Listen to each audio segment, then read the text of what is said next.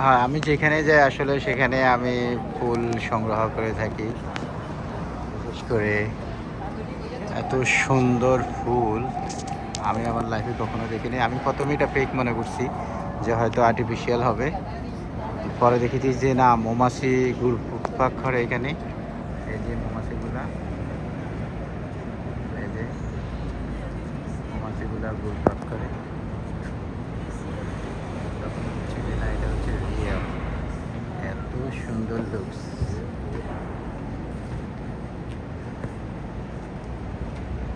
একদম নিচ থেকে উপরে